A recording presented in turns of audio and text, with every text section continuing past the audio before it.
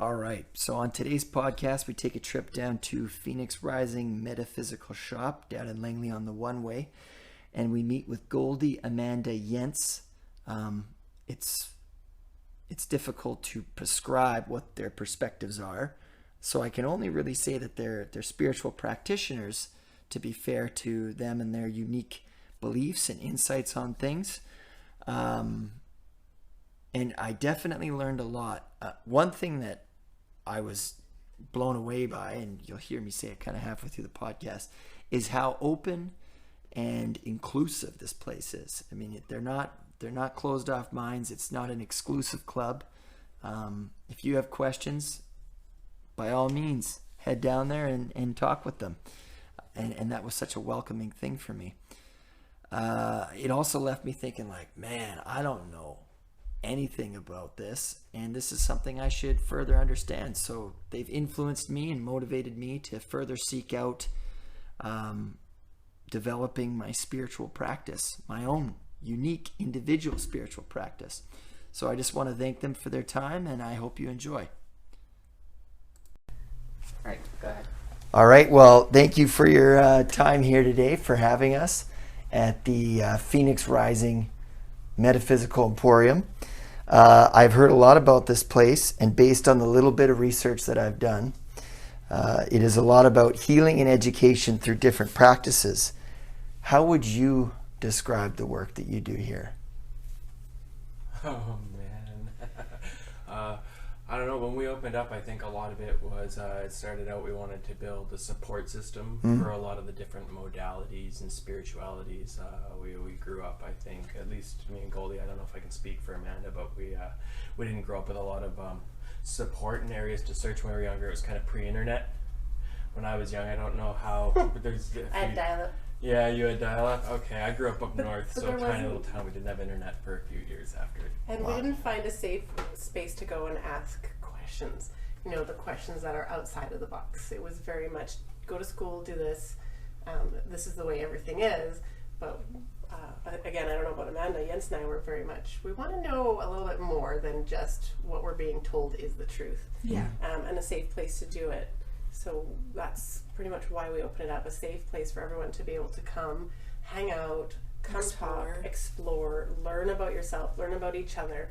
It is really a safe space. Yeah, and how you fit into that community as well, and being afforded the opportunity to follow your intuition when you're interested in the subject. Like, I was very interested in the Egyptian pantheon, and then when I came here to explore that, I realized it wasn't something that resonated anymore, but I felt free to explore the shop to find what did pique my interest and what was in alignment with what I was searching for.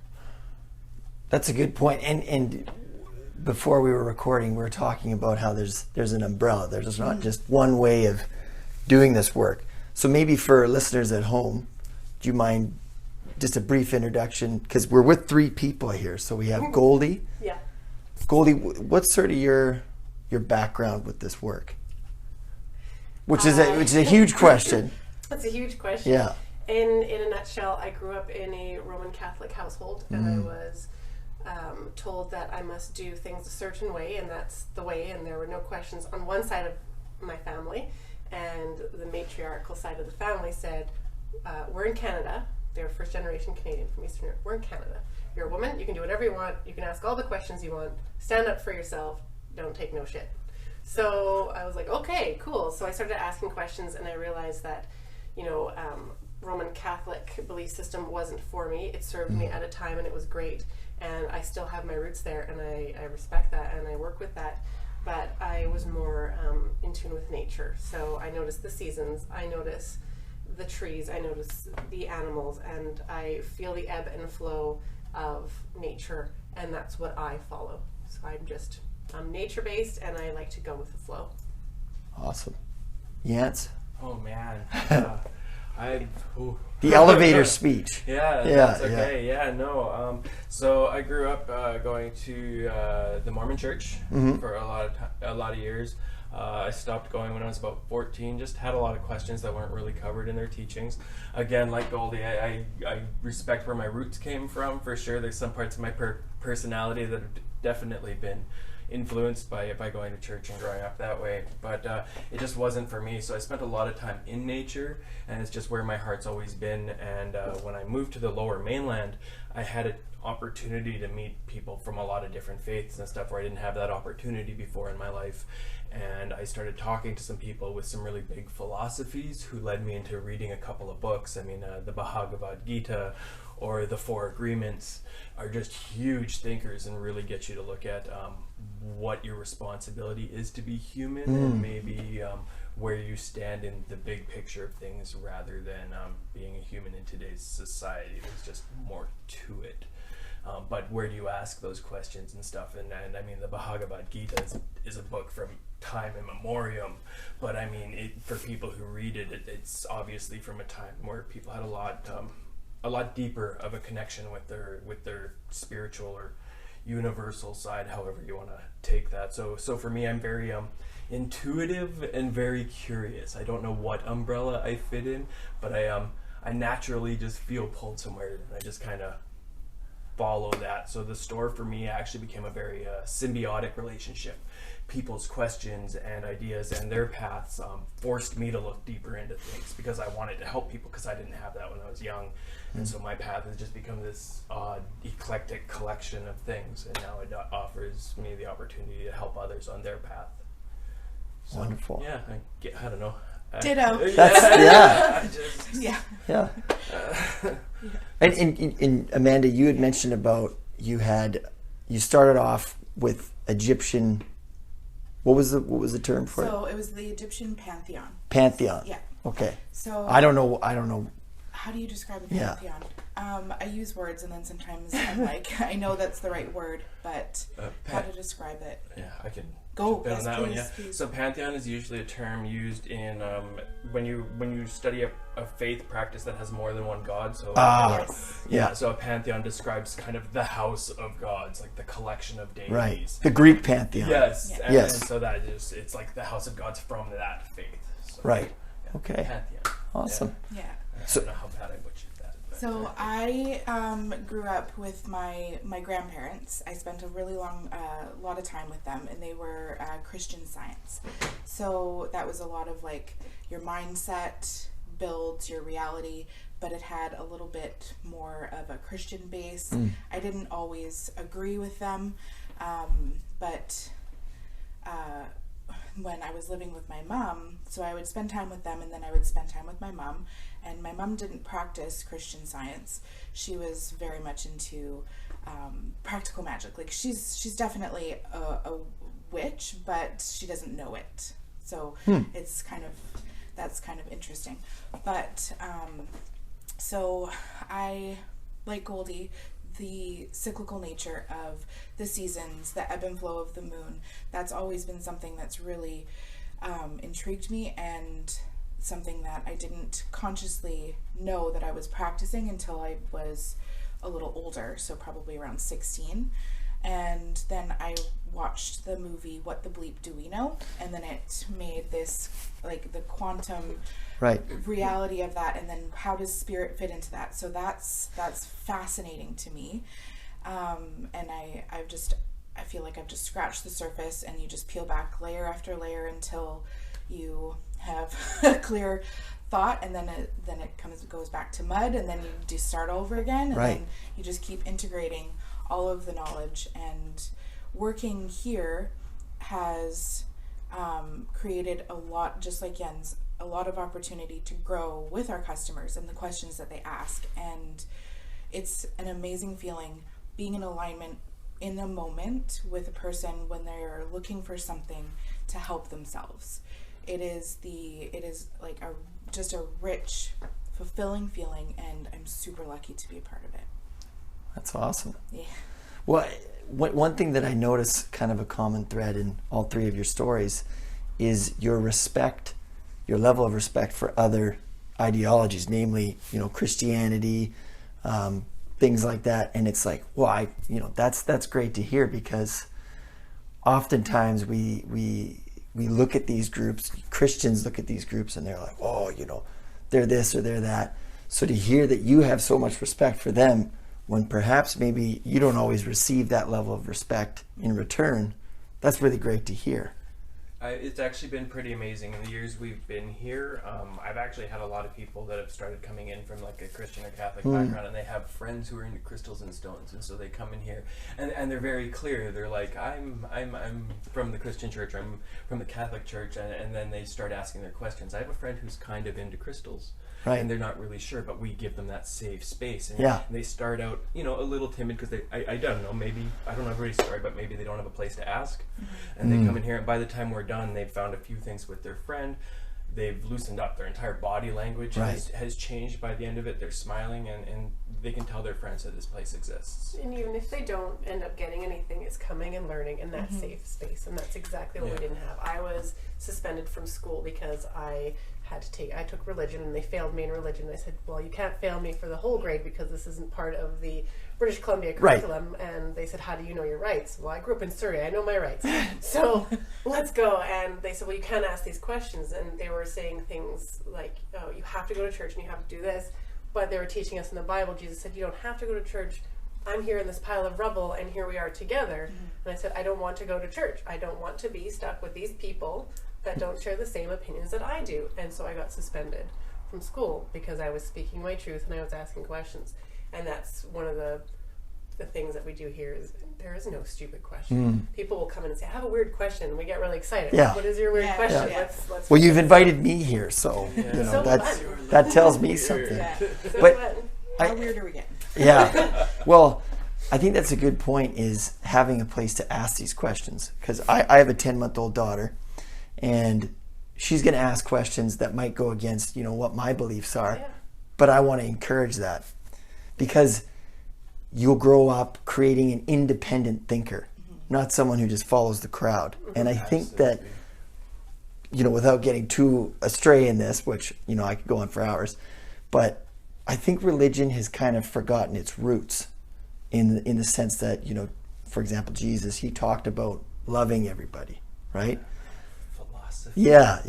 And I think that we've forgotten, I'm a agnostic, but I think that some followers of contemporary religions, they've forgotten the importance of accepting others. Some maybe, yeah. Now, I'm not very knowledgeable in this field, so I apologize in advance for using incorrect terminology and information, which again is why I'm so thankful for your time. Would you describe some of these practices as using magic, and what exactly is magic? That's an Amanda question. Magic is energy. It is mindfully using the energy that you have within you. Everybody has it. Your daughter, you have a 10-month-old. Was her birth not magic? Yeah. So it's that's what it is. It's this flow of energy, and it's directing that flow of energy in a way that creates an intended outcome or result, or makes you feel better, or helps. Like, you can have a conversation with somebody that's really great and it feels so good. That energy exchange can also be magical. Wow, that's a great description. Thanks. So, I have 4 kids. I have to put it. Yeah. Well, they ask me questions all the time, and it has to be succinct, and it's given me the opportunity to get succinct about what I feel magic is. It could be different for everybody. I come from a scientific background. I have a lot of biology and studies in my past, and that to me is magic. The fact that like she was saying, the birth was magical. For me, it's prior to that. It's how can 2 tiny little things merge together to become this thing that's growing and growing and growing, and eventually makes a human or another animal or something like that. And so to me, science is magic as well. It's a loose term for me. Yeah, I it is. think it gets a little bit skewed with media and movies and the craft and practical magic. It's and not all that. bubbling cauldrons and sparks flying. Sometimes, But it could be. It could be is, for yeah. some people. Yeah, everybody's Definitely. relationship with magic is so different, Yeah. right? Like Some it's- people will create a spell and maybe it rhymes, and then they'll light it on fire and put it in a cauldron, and to them that's magic. So it's, again, under that umbrella term. Yeah. And it's almost like, as you say, our level of thought, like if we are resistant to something, it's never going to happen, right? Yeah. Like if, for example, tarot card readers, if someone's like, well, that doesn't work. But if you're going into that with that mindset, it won't work You're bringing that because you're energy to the creating table. that, right? But if you have an open mind, Yeah. it can kind of come your way, right? It allows that quantum functionality. I was just gonna Yeah. say it's that double split experiment. Yeah, right. Yeah. Yeah, you don't want to bring that to the observation. Yes. Yeah. Yeah, right. And that's it. Magic, I think, is like purely like undefinable. I think humans have so much potential, but we rely on our five three-dimensional senses so much: our sight, our taste, everything else. I think magic is finding a way to allow us to use that potential to affect things on a quantum level. But how do you do your push-ups with that? How do you do your pull-ups with that? Daily practice. Find a spirituality, find a faith, and that's, or find multiples. For me, I look at it almost like an exercise routine, right? Christianity, Buddhism, Hinduism, it's all different exercise routines, but maybe your exercise routine doesn't work the same as someone else's. However, grabbing some of those exercises from the one and connecting the dots on how those exercises work from exercises from another faith, you find a routine that helps you grow your faith and your connection, and all of a sudden you start deep diving into it and seeing these things happen through these, for lack of another term, these quantum connections. Once you find a way to flex these muscles and work with them. So it's just Magic. yeah, magic.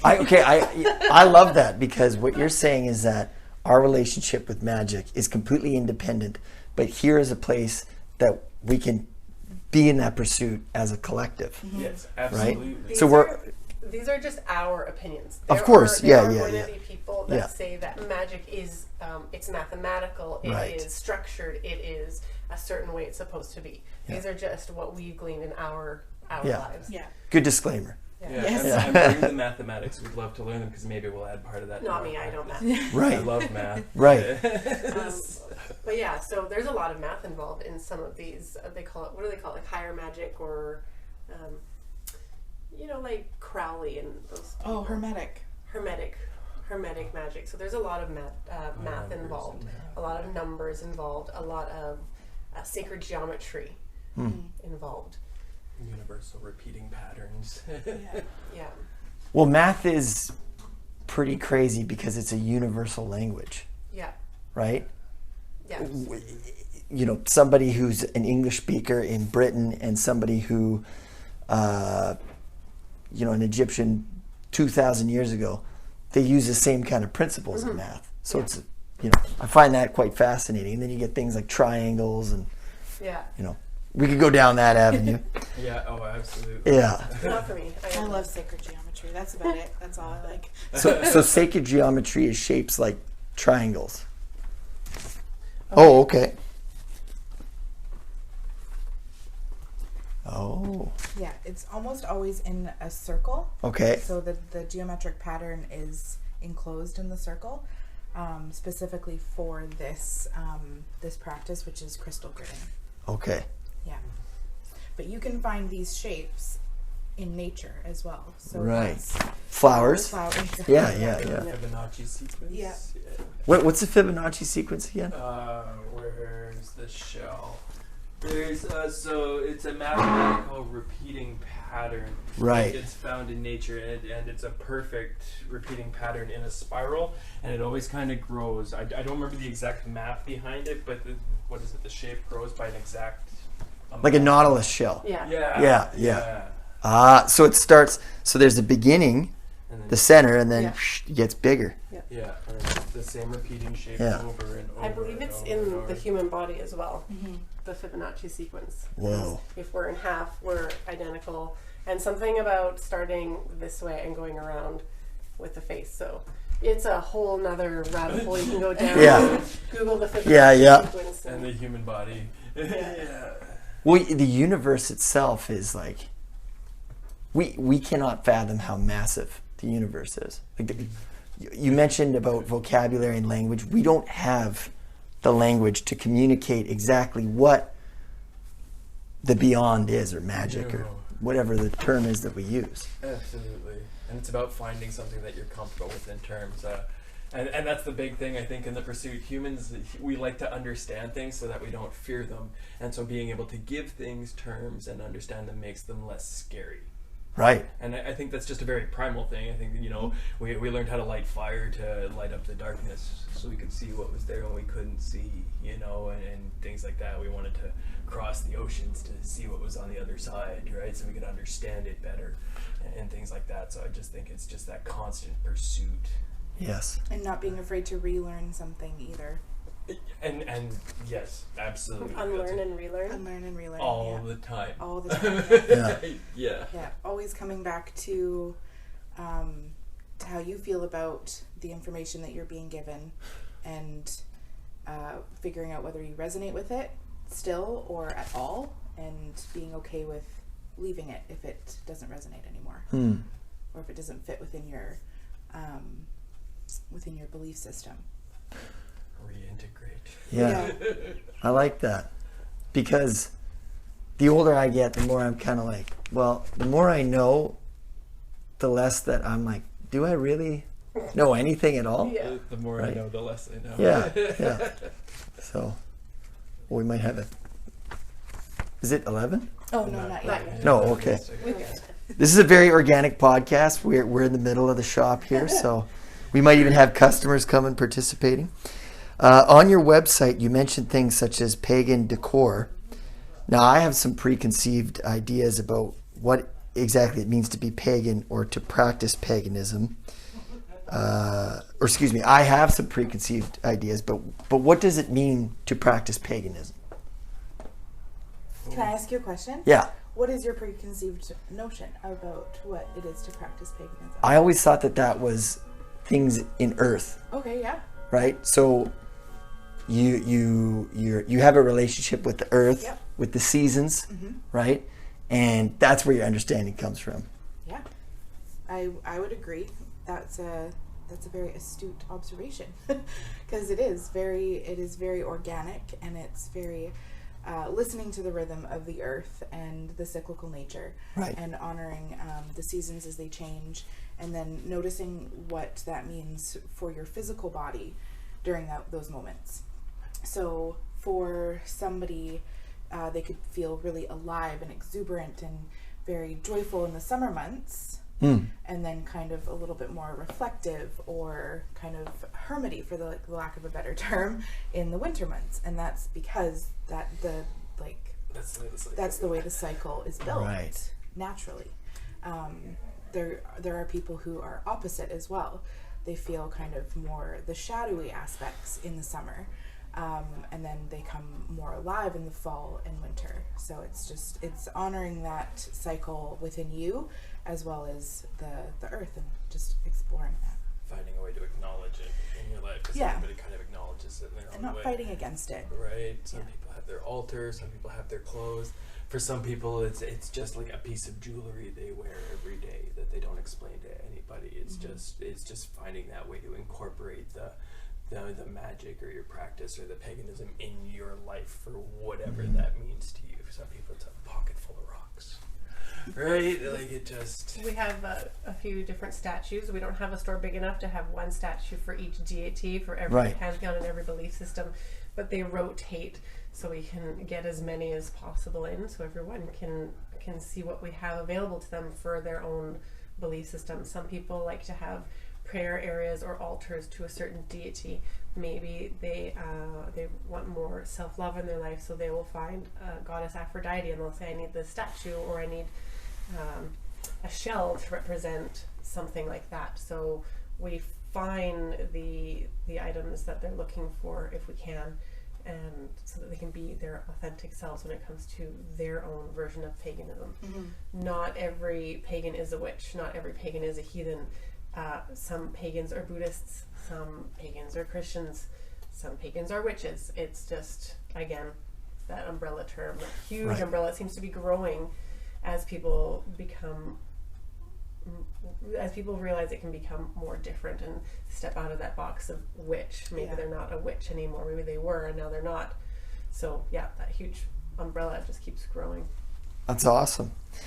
And this kind of leads into the next question. So in our 21st century world, we have kind of distanced ourselves greatly from nature. I mean, you know, we've almost altered seasons. We've seen some horrible implications in terms of the development of the land, right, in terms of flooding and things like that. Do you think that this has contributed to the rise in mental health problems and other afflictions of the mind? And what is the remedy to this? I think the answer for this one is definitely different for everybody. There's a lot of faiths around the world that view mental health a lot differently. They look at it as a affliction of the spirit rather than as an affliction of the mind.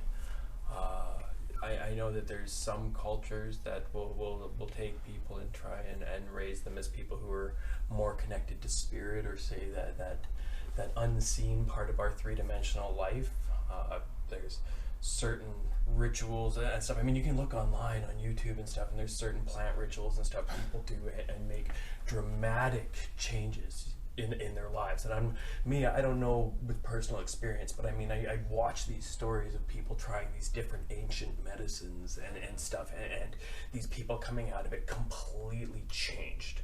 Now, I think there's a place for modern medicine. However, I think as a culture, I think we could much deeper understand mental health if we found a way to marry ancient traditions of cultures that have been allowed to hold on to their ancient traditions in regards to mental health with modern medicine. And if they looked at it honestly, I think if the witch doctors or shamans or medicine men or medicine women of these different cultures had an opportunity to talk to doctors here and everybody came in with an open mind, I think mental health could be dealt with much differently than we do in the current design we have in Western culture. And I think that returns to what we were saying earlier, that, you know, we just want to know and we want to just remedy the situation right away. Like, oh, you have depression? Here, take some antidepressants. And it would be great if it worked that way, but that's throwing a Band-Aid on it. If you want it to change, if you want that to change for yourself, if you're the one suffering, there's going to be work on top of the medication, or maybe there's some way to include it in your life. Maybe, just maybe, in some forgotten study, there's a way to incorporate it into your life to make you a more incredible person, able to help others with your differences. There's no reason why it has to be treated as a handicap. So sorry, this is a passionate one for me. Thank you. Yeah. This could be a whole day's worth of talking. I come from a background of science. I was as a nurse. I minored in psychology. And in psychology, again, I ruffled feathers, and they were saying a certain thing is grief is this 5-step process, and you have to do it this way, and acceptance. And coming from my side of the family, where I dealt with grief at a very young age, this was not the case. And I said, this can't be the case for everyone. And I said, no, this is the way it is. This is how it's been taught for years, this and this and this. I also got suspended from college. And my papers got an F because I digress. So for me, I saw it firsthand that nature helped me. I saw it firsthand that it helped my mom. So she moved from Eastern Europe to Canada, to the West Coast here where it rains a lot. And she developed severe depression. So they put her on Prozac for 20 years, and she was up and down with the Prozac. Turns out she was also manic, so it's a chemical imbalance in the brain. She moved to Florida, and she has been off of her antidepressants since, because it is sunny. It's not always sunny. There are days where it rains or it's a little bit gray, and she'll call me and she's having a bad day. So for me, there's another example of how nature helps. She's still going to work every day. She's still doing her thing. She's in home, but the light shines through. And for her, that nature, that vitamin D or whatever it is that's helping her trigger that chemical imbalance in her brain is balancing it out. So I know for a fact in my life and in my views that nature does help. And I don't know if you guys have noticed, but there have been two types of people during COVID quarantine. The type of people that are now dealing with all the suppressed stuff that maybe we thought we dealt with when we were younger, or even a couple of years ago, or even last month, that's coming up, and we're becoming more in tune with nature, and maybe we want to stop playing video games, or we want to stop binge watching Netflix, and we want to just sit outside on a patio for 5 minutes and watch the ants and marvel at, look at that little thing building this huge community. Hug my friend.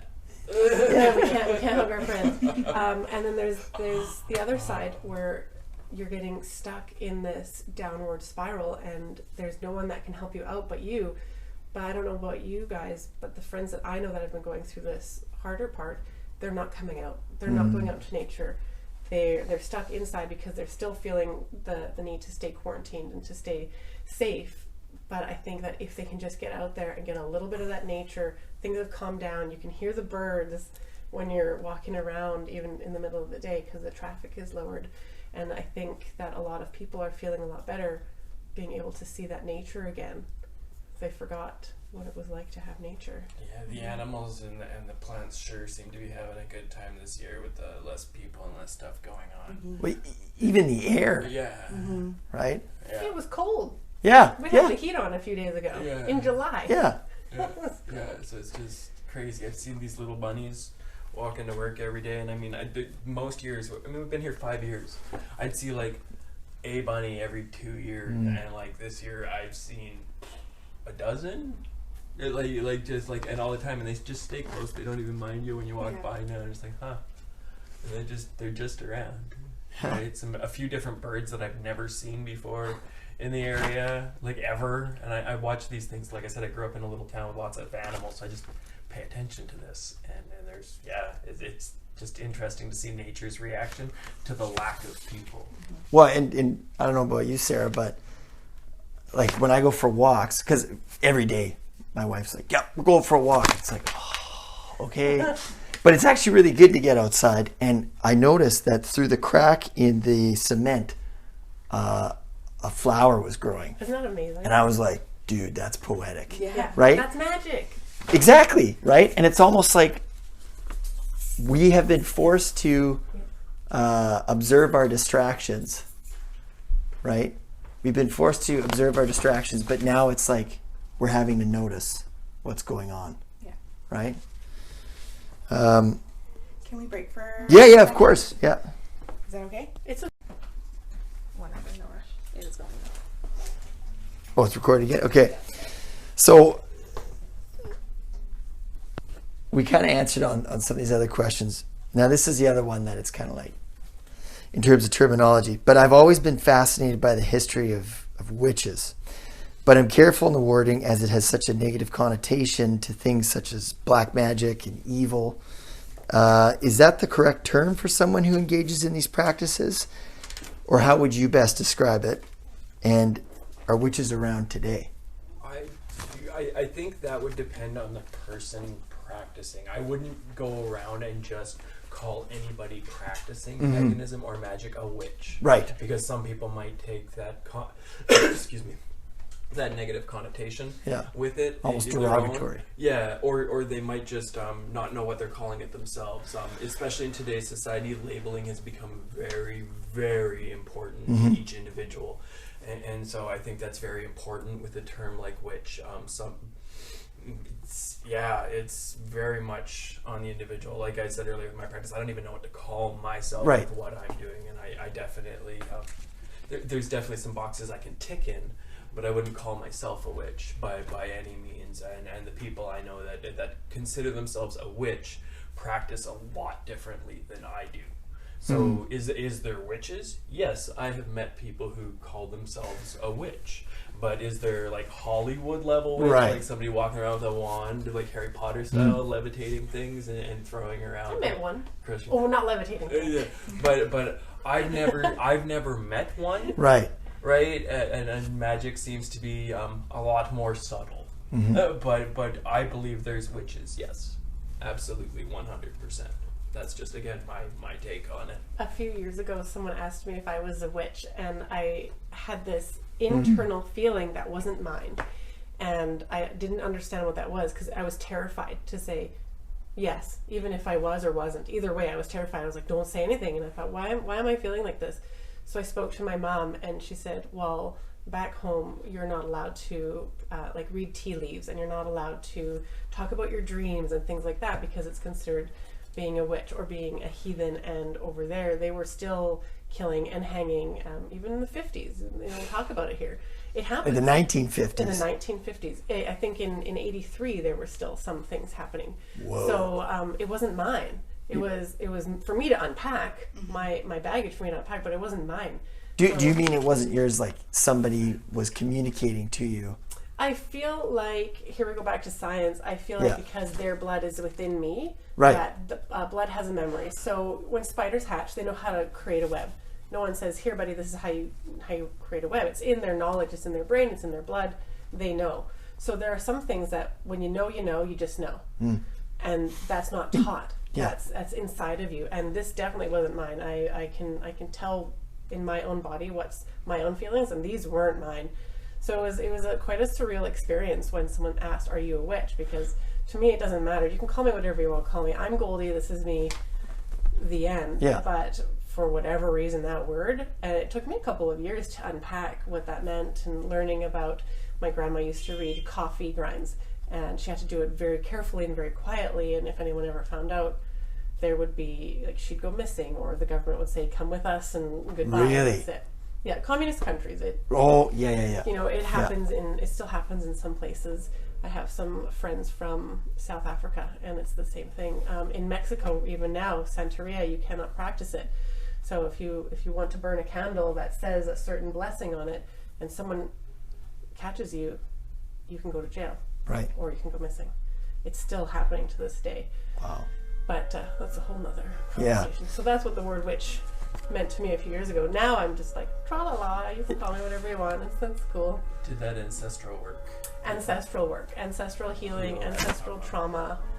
Yeah, I've heard of that, yeah. That's within you, but it's not yours from this 3D life experience. But now your blood, quote unquote, can heal from that, and your next generation doesn't have to carry that. Because right. You're that genetic. Your spider has learned the lesson. Is it science? Is it magic? Right. Both. Yeah. Right.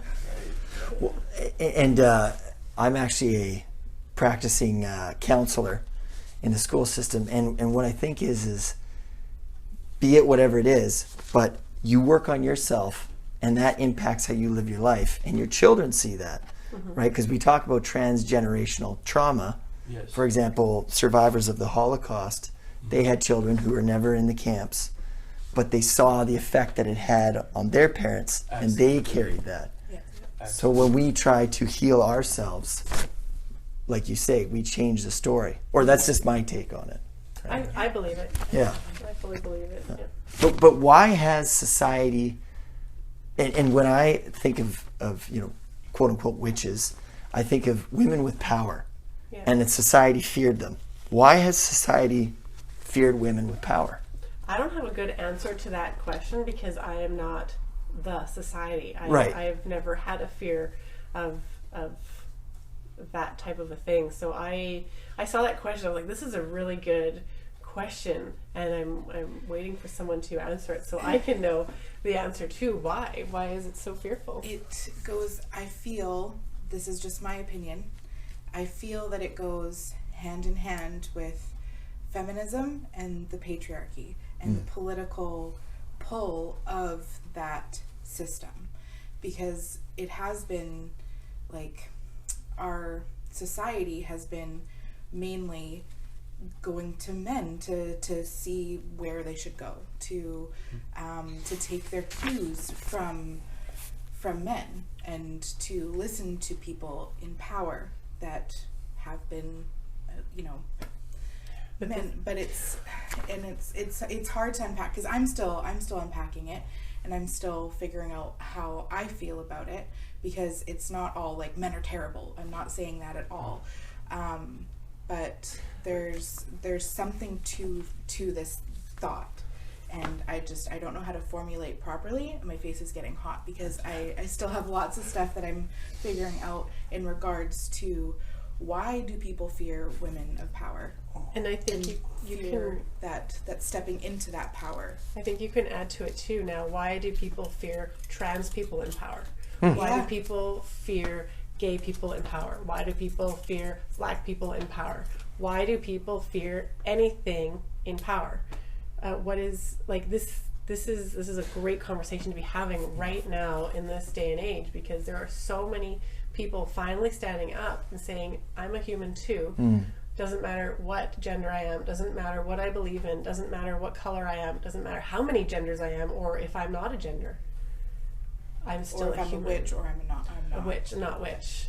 And sometimes it's hard to find that starting point for a conversation like this as well, just because as human beings, historically, we're really good at wiping out history.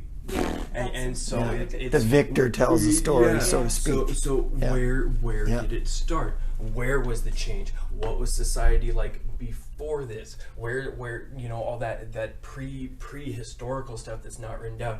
And that's one thing, getting into this stuff, if I can tell you anything I've learned in here, is that people before our historical times had a much deeper understanding of a lot of stuff.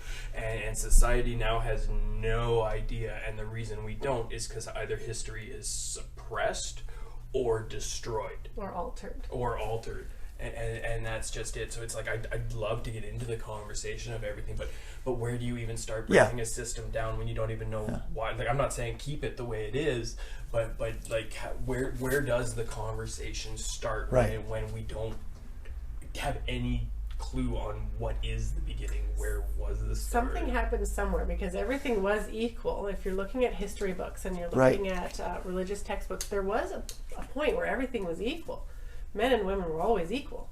There were female troubadours in the Middle Ages. Yeah. Right? And then it seems all of a sudden, people who work with herbs or were mostly women at that time, and they thought this is a good time to label that as maybe something scary to get rid of them. So what was happening then? We don't know unless why we were was there. it so bad? Why was it so making bad? a tincture to help your sore tummy. Why was that scary to somebody? I still unpacking. I have And so if you find some more answers, send them our way, because this is a great conversation. Well, and here's the other thing is that if I try to avoid my social media consumption, right? Because it almost seems and please pitch in, but it almost seems like there's a strange kind of tribalism going on between politically the left and the right. And somebody who might not have questions who might not have questions or might not be, where they need to be, so to speak, they're worried that they're going to be labeled something like, i.e. a racist, or they don't get it or whatever, that can kind of push them almost in the other direction. It can make them reactionary. And that's why I love this place, because it's all about education. Yeah, and that's that fear again. Yeah. Fear of being labeled, misunderstood, misheard. Fear of perhaps being called a racist when you're asking a question on how to not be a racist. Yeah, where do you go to talk about it? If you're like, I want to change, I'm a bad person, or I need to relearn something. Social media is great, but it's also detrimental, because you can't hear inflections in the sentences that you're reading. You can't maybe completely convey how you're feeling, because you're not seeing this person, you're not feeling their emotions, you're not hearing the distraught in their voice when they're asking this honest question. So it's interesting with social media that you bring that up, and I've had to take a step back and just watch some of my friends fight each other on this, and then I chime in and I say, I think this is what, like, I'm hearing this and I'm hearing this, and at that point nobody wants to hear anything. So absolutely. I say use social media to stay in touch and share the positive things and share the important things. If they're negative, share them. But if you can get together in a safe, socially distanced place, do it and have those hard to have conversations. Face to face. In person. So with no judgment. No judgment. There's a safe space for the uncomfortable conversation. there's almost a strange irony here that this place, it's out there or whatever. Yeah. But this is actually a moderate place. This is a place that encourages conversation. Yeah. Right? Absolutely. So I just find that so fascinating Yeah. that, before you'd be like, whoa, that's a scary place or whatever. But that's a place where this is where change can happen for people. Yeah, come Right? into this place. Yeah. A couple of ladies walked by the doors yesterday and they saw the jester because he gets put outside, and they stopped and then they looked at each other and went, "Ooh!" Yeah. And I laughed. And Yeah. it's like, okay, you're not ready to come in, Yeah. obviously. Yeah. So it's very like people get to face their own misconceptions maybe, or explore something that's already, that they're already questioning, and they get to do it in a safe space. Right, and they don't have to come in the doors to maybe look at why that makes them uncomfortable. Yes. They don't have to come in my door at all or have any conversation Right. at all to realize, oh damn, that made me uncomfortable. Yeah. I wonder why that is. Yeah. Yeah. It is. Right? Again, learning by being here. I don't have to have a word with anybody to help people grow.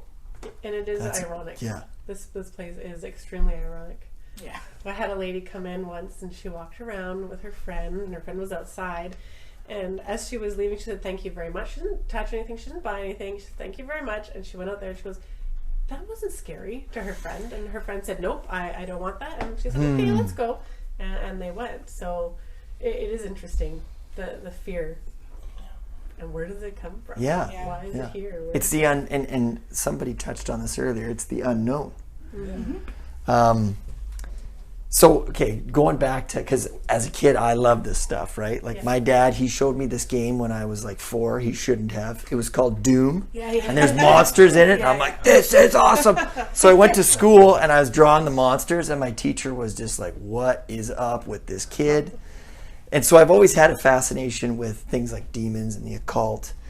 And my question is there white magic versus black magic, or kind of going back, is it just like a spectrum, right? Or we're going into the class thing again, I think. Yeah, So and it depends on who you ask. And some people will say there's gray magic yeah, because it can't just be black and white. But some people say it can be black and white. It's either yes or no.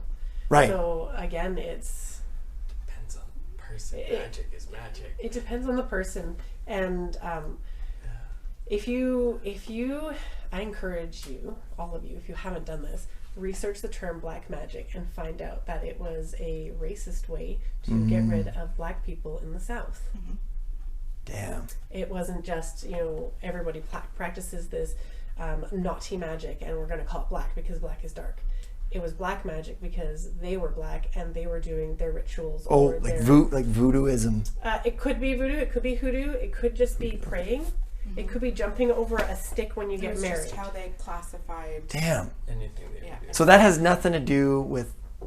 It does now. Okay, It does gotcha. today. It does Sorry. in like in the main world, the real world, whatever you want to call it. But it has racist history.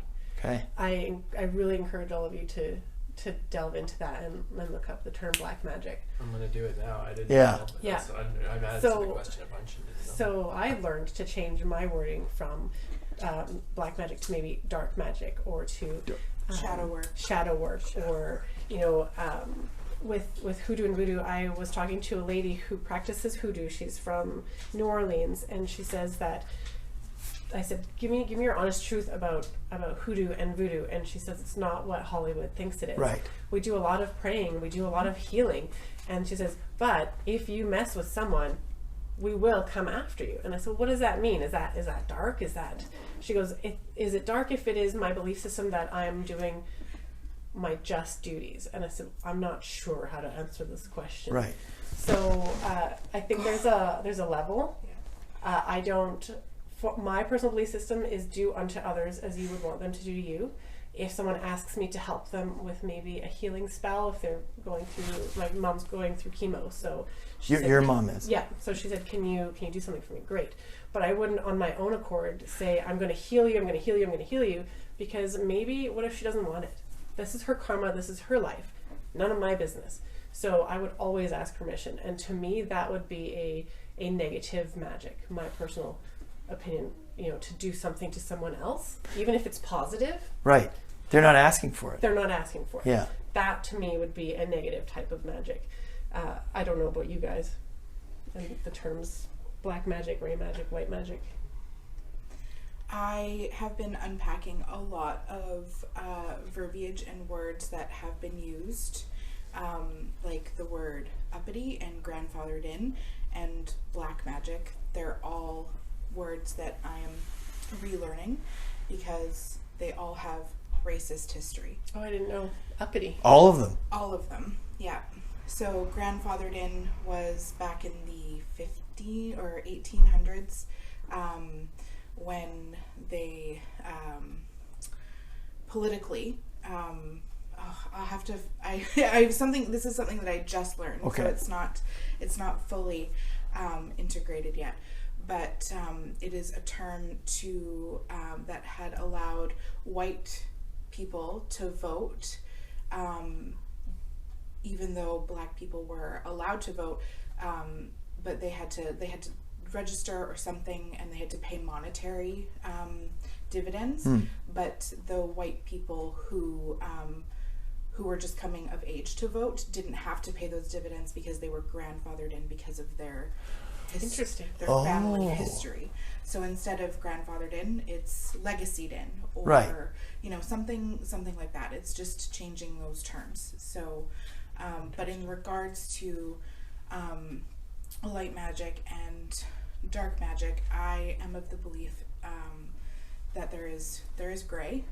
I don't feel like I do have this aversion to light magic. I feel like a lot of it is spiritual bypassing, because you're allowed to use your energy how you feel. It is best directed, and it's not for me to say of another person that you can't do it. I think that if they're willing to own that karma, if that's something that they believe in, then that's something that they have to come to terms with. So, yeah, I don't know how else to describe what I'm trying to say. Right. Yeah, I think like anything else, I think it comes down to the person. I think people are capable of great things or terrible things. Yeah. And I think there's some things that require you to step in, some things that require you to step back. It's where that self-responsibility is, and what energy you're willing to put into something. Right, yeah. And I think there can't be light without dark, dark without light, and it's just I feel like sometimes people get caught up in too much of one or the other. It's really easy to be like, I'm a light worker, or I work only with light magic, and then you get caught up. But for me, I feel like this is a psychological trap, because I feel like if you get caught up in just the good and the light all the time, then when the bad stuff happens in your life, because life has a way of tearing the carpet out from under you, look at what's going on now, it leaves you less mentally and spiritually equipped to deal with those situations, and those dark moments can take over. Whereas if in your practice you allow moments to look into the dark and those areas, those dark places, what makes me, or those, that person who makes you angry, rather than pretending you're not angry at that person, sit down and think about it and dive why you're angry and deal with it and allow yourself to be angry, because you're a human being that's there. It doesn't mean you have to go do something about it. But be angry. Honor that feeling and that dark place, because then when those moments happen, you're the one in control. So for me, it's being good spiritually is having a balance of both the light and the dark, because it leaves you better equipped for life. Because life is not all good, life is not all bad. Life is about adapt and change, from microbial life to our lives now. And you need to be able to adapt. And life just changes from one moment to the next. So balance within it, and to live your spirituality balanced, I think, at least for me, you got to look into both ends of it. And have respect for the other individual, for yourself, and also having that responsibility. It's always on us. Why aren't you angry? Right? Such an awesome point. Like, we anger is such a why are you angry? Right? We live in a society, like my mother used to say, I love my mother, if she's listening. You shouldn't be angry. Well, I don't know if that's an appropriate response. Yeah. So not an appropriate response. Right? I learned that in the heat of the moment. Yeah. Telling someone to calm down. And Yeah. I don't know if you've ever been told to calm down when you're angry. That is not the thing Yeah. to say. Yeah. Chill out. Yeah. Yeah, that's not an appropriate response, No, right? I'm angry right Yeah. now, and Yeah. I need to feel this and integrate it into my being. Gotta come out. Yeah. So that I can stop being angry. Because the funny thing is once you do that, it feels like a lot of work at the time. But to be honest, being angry for 2 weeks because I'm just putting it out there, rather than dealing with my anger and I'm just being angry. Like if you made me angry, if I spent 2 weeks just doing things, throwing poop on your yard or whatever, that's a lot of energy I'm putting. 100%. Right? That's a lot 100%. of energy, Yeah. a lot of work. When you're like, oh, I just, Right. when you're wishing that is causing malice upon yourself. Right. And that goes back to magic and energy. And that you're Right? carrying, right? Whereas if you're just angry and you sit down and you Yeah. think about it and you allow yourself to be angry, even if it takes you a whole bloody day, Yeah. you know what? You sit You've with been it. angry, you've sat with it, you've been uncomfortable, you know yourself better, you know the other person better, you have a better understanding of the situation, and then you can have a response and reaction to it that's not emotionally based. Right. Which we're really good at. yes. I am loving this conversation. Sorry. Especially on the internet, right? On Facebook. Yes. That's what it is.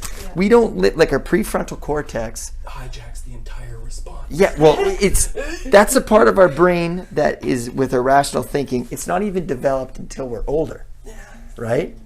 So on the internet, everything, so much of what we do is like emotional. Lizard brain. Pardon me? Lizard brain. Yes. Yeah. Yeah. So It's reactionary. I learned that in a parenting course, actually. Yeah.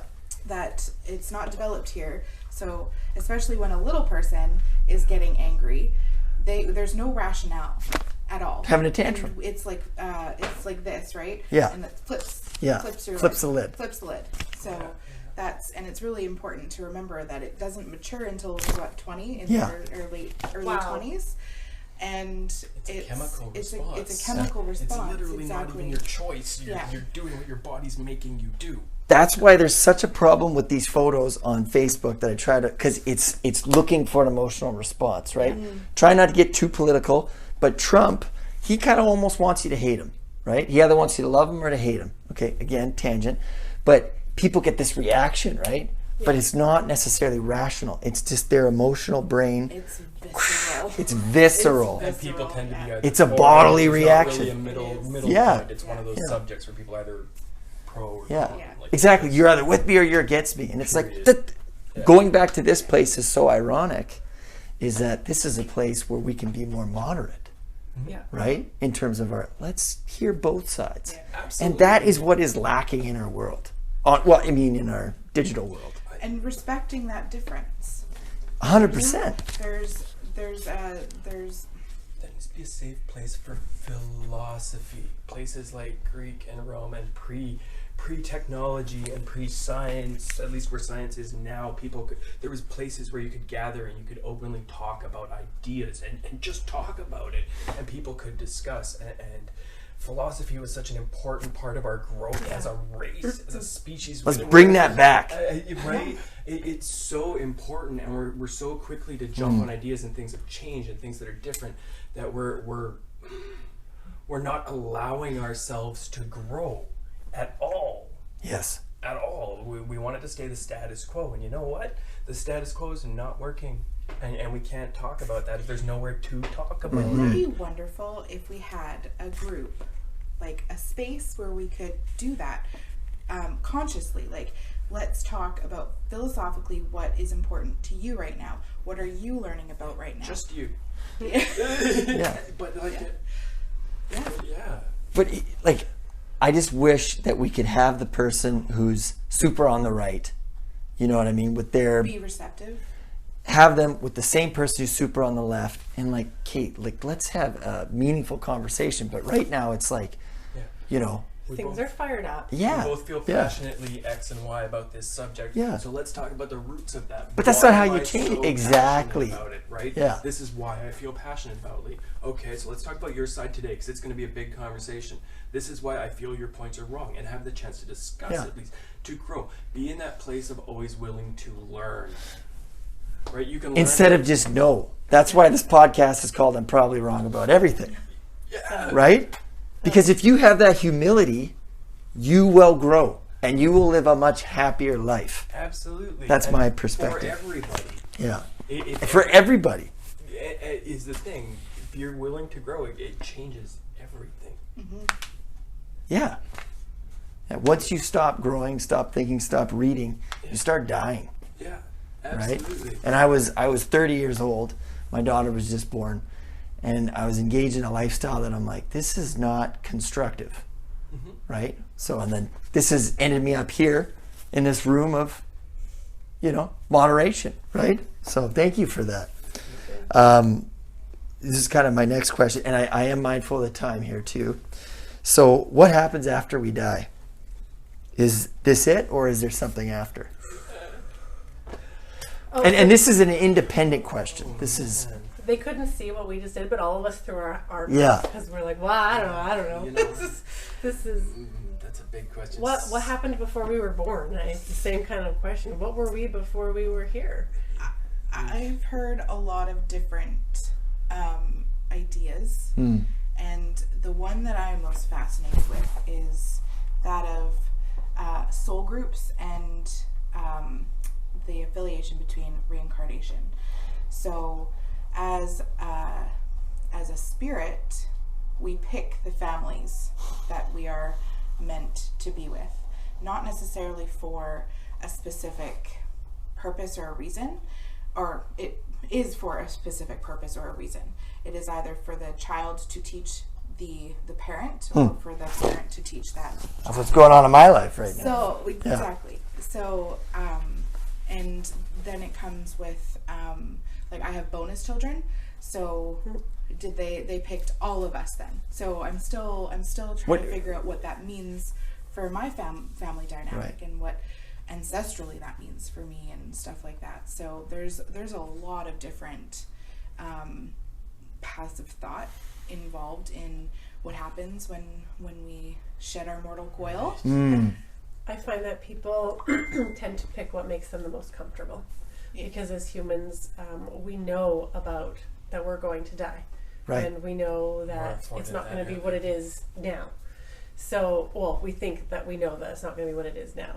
I learned a long time ago to let that go, because it's going to be whatever it's going to be, and I'm here now, and for me, that's what matters, is now, here. But I don't know. I look forward to whatever it's going to be. Yes. Why not? Man. What For do you me, think? that's a deeply philosophical question. Sorry, I'm gonna get into it a little bit on this one. So Please do. For me, there's part of that. You can get really deep on this with death, and is there an afterlife? Is where do you subscribe to it yourself on linear time? Yes. Right. Because that's a whole rabbit hole. Anybody who wants to know about that, feel free to look that up. And Are you talking about like parallel universes? And No, I'm talking about is time moving forward? oh yeah, or yeah. backwards? Because we're already All dead in time- the future. Well, is the future even the future? Are all times Yeah. happening now? And the only reason we see forward and backwards the fact that we're having a human experience. Right. Yeah. So, Yeah. like yeah. I said, deep subject for me. That being said, if linear time Right. is a thing and we're moving This is forward it. constantly, Yeah. I like to hope that there's life after death, and I feel that there is life after death. However, philosophically speaking, I've come into a point in my life where I think about it, and I've decided to believe that there is more after death, because the reality is if I'm wrong, when I'm dead, it's not going to matter, because Right. I will be Occam's gone. razor. Right? Yes. However, I would rather spend my life here believing there's more, and that I'm going to reconnect with my loved ones, and that there's this giant, great thing for me at the end of Yeah. it all, than spend my life worried about when it's done, that that's going to be it, and that I am dust, and it didn't matter. That's a great point. And so I'm just going to live my best life believing there's more, and that it matters to future, to me, to the past. And that's the decision I'm going to make. And if I'm wrong, Yeah. I won't have time to care. Yeah. Yeah. And that just is. Just want to be a badass ancestor. Yes. Yeah, absolutely. May they remember my name and Yes. talk about me when I'm gone. That's it. Yeah. Yeah. Well, and just being mindful of the time here. There were more questions, but we'll have to do another one hopefully in the future. thank you so much Thank you. for having this place. This is the Phoenix Rising Metaphysical Emporium. What's your address so people could check you out? 20499 Langley, BC in Canada. Fraser Fraser Hwy. Highway. Oh, Fraser. Oh, right. Yeah. 20499 Fraser Highway. Fraser Highway. On the Langley, one BC. way. Right beside the delicious Viva La Mexico restaurant. Yum. So you can come for a reading and then get a burrito after or something like that. Absolutely great food down here. Great people. Yeah. Well, thank you very much. Thank you. And I appreciate your time.